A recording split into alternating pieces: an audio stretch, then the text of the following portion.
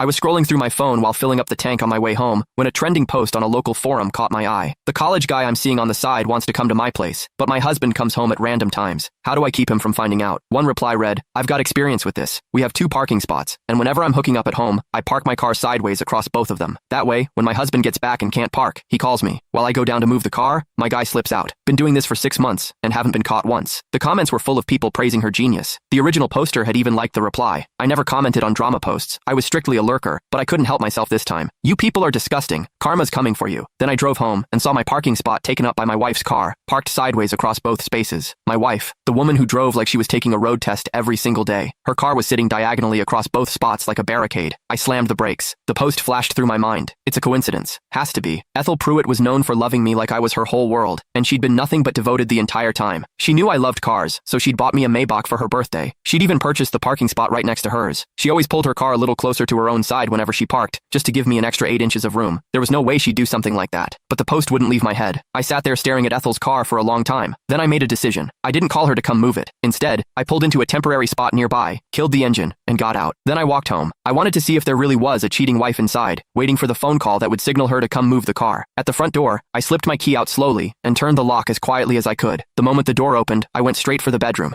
The door was half open. Through the gap, I could see the room was empty. I turned to the guest bedroom, pushed the door open. No one. Every room was silent. Not a soul. Where was Ethel? Just as the question formed in my mind, the kitchen door swung open. Ethel stepped out wearing an apron, carrying a plate of food. She spotted me and froze, surprised. Honey, you're home so early today? She set the plate down on the dining table and gave me a warm smile. I glanced past her into the kitchen. Chopped vegetables were lined up on the cutting board. A pot of pork tripe and lotus seed soup, my favorite, was simmering on the stove. She'd clearly been in there for a while. The tension drained out of me. I managed a small smile. Nothing going on at the office today, so I left early. Ethel nodded. Go rest for a bit then. Let me finish the last 2 dishes and dinner will be ready. She turned and headed back into the kitchen. I watched her bustle around, her back to me, and the question slipped out before I could stop it. Why'd you park your car sideways across my spot today? Ethel glanced back at me, looking a little sheepish. Oh, I was worried you'd come home hungry, so I rushed up to cook for you. Didn't bother parking properly, just pulled in sideways and ran upstairs. Ethel's demeanor was perfectly natural, not a single word out of place. After all, every day when I came home from work, a hot meal was waiting for me on the table. Ethel was a surgical doctor. Her workload was enormous, yet no matter how busy she got, she always found time to come home and cook for me. Sometimes I told her to take a break, to stop pushing herself so hard, but she always said the same thing. She went back to the stove. Before long, dinner was ready. 4 dishes and a soup, every single one, my favorite. Ethel served me a bowl of rice and was just about to sit down and eat with me when her phone rang. She picked up, and her brow furrowed instantly. Okay, I'm on my way. She hung up, yanked off her apron, and turned to me with urgency written across her face. Honey, there's an emergency patient at the hospital. I'm the only one who can operate. I have to go. She grabbed her car keys, pressed a soft kiss to my forehead, and hurried out the door. The moment it closed, the apartment fell silent. I sat at the dining table,